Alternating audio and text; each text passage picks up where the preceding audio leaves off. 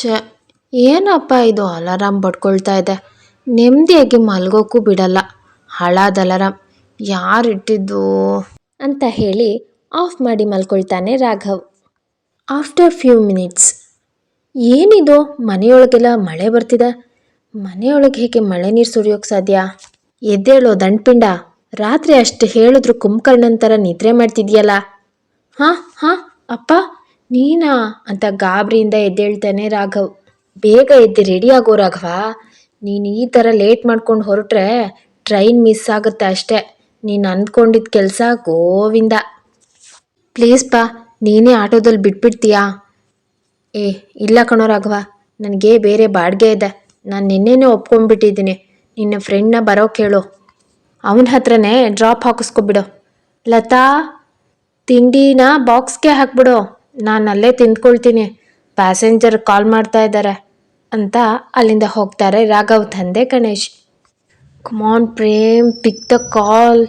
ಓ ಪ್ರೇಮ್, ನೀನು ಈಗಲೇ ಹೀಗೆ ಮಾಡಬೇಕಾ ಅಂದ್ಕೊಳ್ತಾ ಬಾಲ ಸುಟ್ಟ ಬೆಕ್ಕಿನಂತೆ ಆಚೆ ಈಚೆ ಓಡಾಡ್ತಾ ಇರ್ತಾನೆ ರಾಘವ್.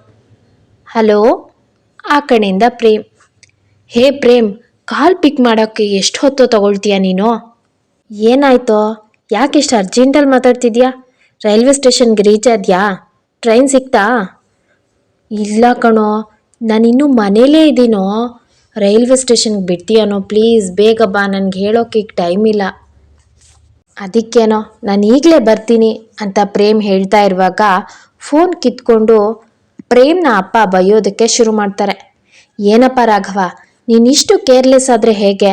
ನಾನು ನನ್ನ ಫ್ರೆಂಡ್ ಹತ್ರ ಅಷ್ಟು ರಿಕ್ವೆಸ್ಟ್ ಮಾಡಿ ಹೇಳಿದ್ದೆ, ನೀನಿನ್ನೂ ಹೊರಟೇ ಇಲ್ಲ. ನನ್ನದೇ ನನಗಾಗಿದೆ, ಈ ಅಂಕಲ್ ಬೇರೆ ಈಗಲೇ ಪಿಟೀಲ್ ಹಾಕೋಕ್ಕೆ ಕಾಯ್ತಾ ಇದ್ದಾರೆ ಅಂತ ಮನಸ್ಸಲ್ಲೇ ಗೊಣ್ಗಾಡ್ತಾನೆ ರಾಘವ್. ಇವರು ಬೈದು ಮುಗಿಸೋ ಅಷ್ಟರಲ್ಲೇ ಪ್ರೇಮ್ ರಾಘವ್ ಮನೆಗೆ ರೀಚ್ ಆಗಿರ್ತಾನೆ. ರಾಘವ್ ಬಾರೋ, ಹೊರಗಡೆ ಇದ್ದೀನಿ. ಸಂಜೆ ಆದರೂ ನಮ್ಮಪ್ಪ ಬೈಯೋದು ಮಾತ್ರ ಮುಗಿಯಲ್ಲ. ನೀನು ಬಾ, ಫೋನ್ ಕಟ್ ಮಾಡಿಬಿಟ್ಟು ಅಂತ ಹೇಳ್ತಾನೆ. ಸಾರಿ ಅಂಕಲ್, ನಾನು ಅಲ್ಲಿಗೆ ರೀಚ್ ಆದಮೇಲೆ ಫೋನ್ ಮಾಡ್ತೀನಿ ಅಂತ ಹೇಳಿ ಫೋನ್ ಕಟ್ ಮಾಡ್ತಾನೆ ರಾಘವ್. ಅಮ್ಮ, ನನಗೆ ತಿಂಡಿ ಬೇಡ, ನಾನು ಬರ್ತೀನಮ್ಮ, ಒಳ್ಳೇದಾಗಲಿ ಅಂತ ಆಶೀರ್ವಾದ ಮಾಡು. ಹಾಗೆ ಹೋಗಬೇಡ, ಸ್ವಲ್ಪನಾದರೂ ತಿಂಡಿ ತಿನ್ನು ಅಂತ ಹೇಳಿ ಬಾಯಿಗೆ 2 ತುತ್ತು ತಿನ್ನಿಸ್ತಾರೆ. ಅಮ್ಮ ಥ್ಯಾಂಕ್ಸ್ ಅಮ್ಮ, ಲವ್ ಯು, ಬಾಯ್ ಅನ್ನುತ್ತಾ ಗಡಿಬಿಡಿಯಿಂದ ಹೊರಡ್ತಾನೆ. ಫೈನಲಿ ರೈಲ್ವೆ ಸ್ಟೇಷನ್ ರೀಚ್ ಆಗ್ತಾರೆ. ಹೊರಟಿದ್ದ ಟ್ರೈನ್ಗೆ ಓಡಿ ಹೋಗಿ ಹತ್ಕೊಳ್ತಾನೆ ರಾಘವ್. ಹಾಗೆ ಬಾಗಿಲ ಬಳಿ ನಿಂತ್ಕೊಂಡು ಗೆಳೆಯನಿಗೆ ಬಾಯ್ ಮಾಡ್ತಾನೆ. ತಲುಪದ ಮೇಲೆ ಫೋನ್ ಮಾಡು ರಾಘವ್ ಎಂದು ಕೂಗಿ ಹೇಳ್ತಾನೆ ಪ್ರೇಮ್. ರಾಘವ್ ಈಗ ಮೈಸೂರಿನಿಂದ ತೀರ್ಥಹಳ್ಳಿಗೆ ಹೊರಟಿದ್ದ. ಗಡಿಬಿಡಿಯಲ್ಲಿದ್ದ ರಾಘವ್ ಸೀಟ್ ಮೇಲೆ ಕೂತ್ಕೊಳ್ತಾನೆ. ಹಾಗೇ ನೆಮ್ಮದಿಯ ನಿಟ್ಟುಸಿರು ಬಿಟ್ಟ. ಹೊಟ್ಟೆ ಲೈಟಾಗಿ ಚುರುಗುಡ್ತಾ ಇತ್ತು. ಸ್ವಲ್ಪ ಸಮಯದ ನಂತರ ಒಡೆ ಒಡೆ ಮಧುರೊಡೆ ಎಂದು ಮಾರುತ್ತಾ ಒಬ್ಬ ಹುಡುಗ ಬರ್ತಾನೆ. ಮೊದಲೇ ಗಾಬರಿಯಿಂದ ಬಂದಿದ್ದ ರಾಘವ್ ಏನು ತಗೊಳ್ಳೋದಕ್ಕೆ ನೆಕ್ಸ್ಟ್ ಸ್ಟೇಷನಲ್ಲಿ ಕೆಳಗಿಳಿಯೋಕೆ ಮನಸ್ಸಾಗದೆ ಹಾಗೆ ಕೂತಿರ್ತಾನೆ. 2 ವಡೆನ ತಗೊಳ್ತಾನೆ. ಹೇಯ್, ಏನು ಹಾಗೆ ಹೋಗ್ತಿದ್ಯಾ? 2 ರೂಪಾಯಿ ಚೇಂಜ್ ಕೊಡು ಅಂತ ಕೇಳ್ತಾನೆ. ಏನಣ್ಣ, 2 ರೂಪಾಯಿನೂ ಬಿಡಲ್ಲ ಅಂತೀರಲ್ಲ, ಇಷ್ಟು ಕಷ್ಟಪಟ್ಟು ಮಾರ್ತಿದ್ದೀನಿ, ಸ್ವಲ್ಪನಾದರೂ ಕನಿಕರ ಬೇಡವಾ ಅಂತ ಕೇಳ್ತಾನೆ ಆ ಹುಡುಗ. ನನಗೀಗ ಚೇಂಜ್ ಕೊಡು, ಇಲ್ಲ ಅಂದರೆ ಈ ವಡೆ ವಾಪಸ್ ತಗೋ ಅಂತಾನೆ ಜಿಪುಣ ರಾಘವ. ಥೋ, ಇಂಥ ಗಿರಾಕಿ ಸಿಕ್ಕಿದ್ನಪ್ಪ ಅಂದ್ಕೊಳ್ತಾ ಹುಡುಗ ಚೇಂಜ್ ಕೊಟ್ಟು ಹೊರಡ್ತಾನೆ. ಕಡೆಗೂ ಶಿವಮೊಗ್ಗ ರೀಚ್ ಆಗ್ತಾನೆ ರಾಘವ್. ನಂತರ ಅಲ್ಲಿಂದ ಒಂದು ಬಸ್ ಹಿಡಿದು ತೀರ್ಥಹಳ್ಳಿ ಕಡೆಗೆ ಹೊರಡ್ತಾನೆ. ಇಷ್ಟು ದೂರ ಪ್ರಯಾಣ ಇದೇ ಮೊದಲ ಬಾರಿಗೆ ಮಾಡ್ತಾ ಇರ್ತಾನೆ. 2 ಮೈಲಿ ಹೋಗೋದ್ರೊಳಗೆ ಅವನಿಗೆ ಹೊಟ್ಟೆ ತೊಳಸಿ ವಾಂತಿ ಬರೋ ಥರ ಆಗ್ತಾ ಇರುತ್ತೆ. ಅವನಿಗೆ ಊರು ಸಿಕ್ಕಿದ್ರೆ ಸಾಕಪ್ಪ ಸಾಕು ಅಂತ ಅನ್ನಿಸ್ತಿರುತ್ತೆ. ಅಂಗಡಿಯ ಸಾಲುಗಳ ನಡುವೆ ಬಸ್ಸು ಹಾದು ತನ್ನ ಸ್ಥಳದಲ್ಲಿ ಹೋಗಿ ನಿಂತ್ಕೊಳ್ಳುತ್ತೆ. ಮೋಹನ್ ಕೆಳಗಿಳಿದು ಅಬ್ಬಾ ಎಂದು ಸರಾಗವಾಗಿ ಉಸಿರಾಡೋಕೆ ಮುಂಚೆನೆ ಆಟೋ ಡ್ರೈವರ್ಗಳು ಬನ್ನಿ ಸರ್ ಬನ್ನಿ, ಎಲ್ಲಿಗೆ ಹೋಗಬೇಕು, ನಮ್ಮ ಆಟೋಗೆ ಬನ್ನಿ, ನಮ್ಮ ಆಟೋಗೆ ಬನ್ನಿ ಅಂತ ಕೇಳೋಕೆ ಶುರು ಮಾಡ್ತಾರೆ. ಇಲ್ಲಿ ಪರಮೇಶ್ವರ್ ಅಂತ ಕಾಫಿ ಮತ್ತು ಅಡಿಕೆ ಪ್ಲ್ಯಾಂಟರ್ ಇದ್ದಾರಲ್ಲ, ಅವರ ಮನೆಯಲ್ಲಿ ಗೊತ್ತಾ, ಅಲ್ಲಿಗೆ ಹೋಗಬೇಕಿತ್ತು ಅಂತಾನೆ. ಅಲ್ಲಿಗೆ ನಡ್ಕೊಂಡು ಹೋಗ್ಬೋದಾ? ಇಲ್ಲ ಸರ್, ಅದು ಇಲ್ಲಿಂದ 8 ಕಿಲೋಮೀಟ್ರ್ ದೂರ ಆಗುತ್ತೆ. ನೀವು ಆಟೋದಲ್ಲಿ ಬಂದ್ರೇ ಒಳ್ಳೆಯದು. ಅಷ್ಟೊಂದು ದೂರ ಇದೆಯಾ? ನಾನು ಇಲ್ಲೇ 1-2 ಕಿಲೋಮೀಟ್ರ್ ಆಗ್ಬೋದು ಅಂತ ಅಂದ್ಕೊಂಡಿದ್ದೆ. ಆಟೋಗೆ ಜನ ಆಗೋ ತನಕ ಇವ್ರು ಹೊರಡಲ್ಲ. ನನಗಿನ್ನೂ ಲೇಟ್ ಆಗುತ್ತೆ. ನಾನು ಟ್ಯಾಕ್ಸಿನೇ ಬುಕ್ ಮಾಡ್ಕೊಂಡು ಹೋಗೋಣ ಅಂತ ಹೇಳಿ ಟ್ಯಾಕ್ಸಿ ಬುಕ್ ಮಾಡ್ಕೊಳ್ತಾನೆ. ಟ್ಯಾಕ್ಸಿ ಡ್ರೈವರ್ ಕೇಳ್ತಾನೆ, ಸರ್ ನೀವು ಬರೋ ತನಕ ನಾನು ಅಲ್ಲೇ ಇರಬೇಕಾ? ಇಲ್ಲಪ್ಪ, ನನ್ನ ಅಲ್ಲೇ ಬಿಟ್ಬಿಡು ಸಾಕು. ಶ್ರೀಮಂತರ ಮನೆಗೆ ಹೋಗುವಾಗ ಈ ರೀತಿ ಕೊಳೆ ಆಗಿರೋ ಬಟ್ಟೆ ಹಾಕೊಂಡು ಹೋಗೋದಾ ಅಂತ ಯೋಚನೆ ಮಾಡ್ತಿರ್ತಾನೆ ರಾಘವ್. ದಾರಿ ಉದ್ದಕ್ಕೂ ಟ್ರಾವೆಲ್ ಮಾಡಿ ಬಿಳಿ ಬಣ್ಣದ ಬಟ್ಟೆ ಈಗ ಕೆಂಪು ಬಣ್ಣಕ್ಕೆ ತಿರುಗಿರುತ್ತೆ. ರಾಘವ್ ಹೀಗೆ ಹಿಂದೆ ಮುಂದೆ ನೋಡ್ತಾ ಯೋಚನೆ ಮಾಡ್ತಾ ನಿಂತಿದ್ದನ್ನು ನೋಡಿದ ಆ ಡ್ರೈವರ್, ಏನು ಯೋಚನೆ ಮಾಡ್ತಿದ್ದೀರಾ ಸರ್, ಬನ್ನಿ ಕಾರ್ ಹತ್ತಿ ಅಂತ ಕರೀತಾನೆ. ನನ್ನ ಬಟ್ಟೆ ತುಂಬ ಗಲೀಜಾಗಿದೆ, ಬಟ್ಟೆ ಚೇಂಜ್ ಮಾಡ್ಕೊಳ್ಬೋದಾ ಅಂತ ಯೋಚಿಸ್ತಿದ್ದೆ. ಅದಕ್ಕೆ ಡ್ರೈವರ್ ನಗ್ತಾ ಹೇಳ್ತಾನೆ, ಅಯ್ಯೋ ಸರ್, ನೀವು ಆ ಮನೆಗೆ ಸೇರೋ ಅಷ್ಟರಲ್ಲಿ ನಿಮಗೆ ಕೆಂಪು ಧೂಳಿನ ಸ್ನಾನನೇ ಆಗಿರುತ್ತೆ. ಹಾಗಾದರೆ ರೋಡ್ ಚೆನ್ನಾಗಿಲ್ವಾ? ರಾಘವ್ ಆತಂಕದಿಂದ ಕೇಳ್ತಾನೆ. ಸುಮಾರಾಗಿದೆ, ಆದರೆ ನೀವು ಮತ್ತೆ ಬೇರೆ ಬಟ್ಟೆ ಹಾಕ್ಕೊಂಡ್ರೆ ಅದು ಕೊಳೆ ಆಗುತ್ತೆ ಅಷ್ಟೆ. ರಾಘವ್ ಬಟ್ಟೆ ಬದಲಿಸೋ ಯೋಚನೆ ಬಿಟ್ಟು ಕಾರ್ ಒಳಗೆ ಕೂತ್ಕೊಳ್ತಾನೆ.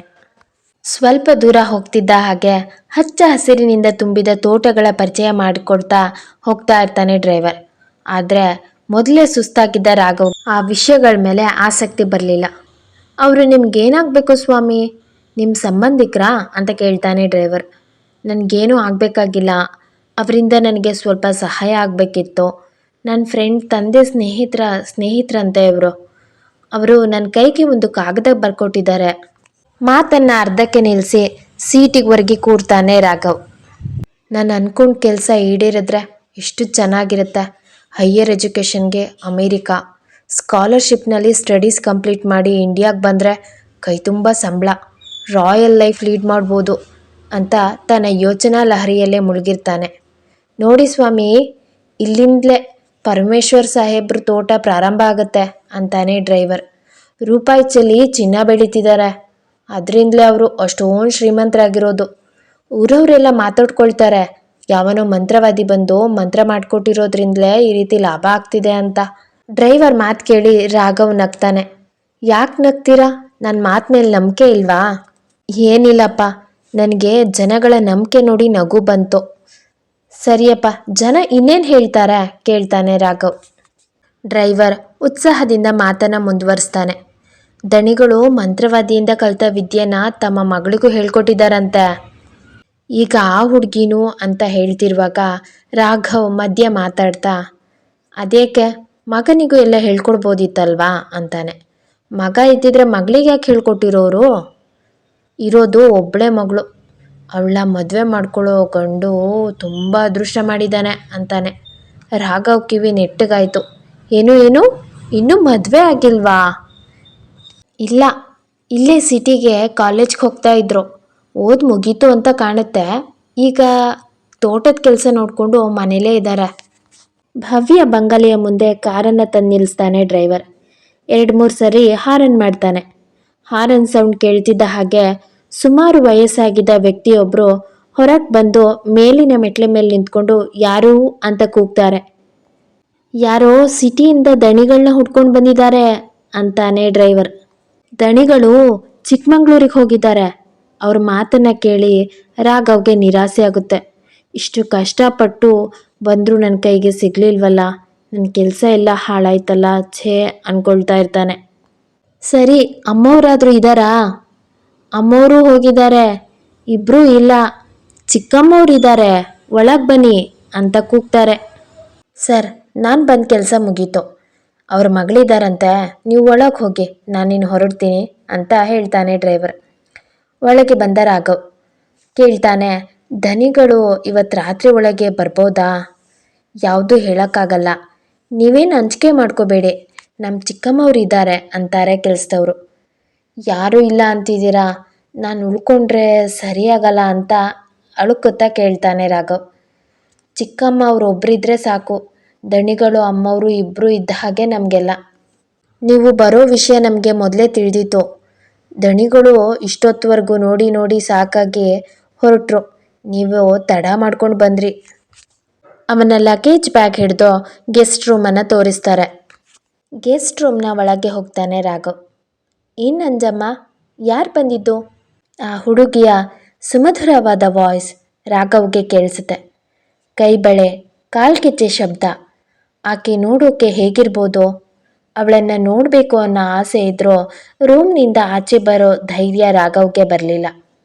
ಬಹಳ ದೂರದಿಂದ ಬಂದು ದಣಿದಿದ್ದ ಅವನು ಸ್ನಾನ ಮುಗಿಸಿ ಬಂದಮೇಲೆ ಅವಳ ರೂಪವನ್ನು ಮನದಲ್ಲೇ ಚಿತ್ರಿಸಿ ಹಾಗೇ ನಿದ್ರೆಗೆ ಜಾರ್ತಾನೆ. ತನ್ನ ಹೈಯರ್ ಎಜುಕೇಷನ್ಗಾಗಿ ಇವರ ಸಹಾಯ ಕೇಳೋಕ್ಕೆ ಬಂದಿದ್ದ ರಾಘವ್ ತನ್ನ ಕೆಲಸ ಮುಗಿಸಿ ಸಿಟಿಗೆ ವಾಪಸ್ ಹೋಗ್ತಾನಾ ಅಥವಾ ಪ್ರೀತಿಯ ಬಲೆಯಲ್ಲಿ ಬೀಳ್ತಾನಾ? ಕತೆ ಮುಂದುವರಿಯುತ್ತೆ. ಯಾರೆಲ್ಲ ಕಡೆ ತನಕ ಸ್ಟೋರಿಯನ್ನು ಕೇಳಿದ್ರಿ, ಪ್ಲೀಸ್ ನನ್ನ ಚಾನಲ್ಗೆ ಈಗಲೇ ಸಬ್ಸ್ಕ್ರೈಬ್ ಆಗಿ. ಕತೆ ಇಷ್ಟ ಆದರೆ ಲೈಕ್, ಶೇರ್, ಕಮೆಂಟ್ ಮಾಡಿ. ಧನ್ಯವಾದಗಳು.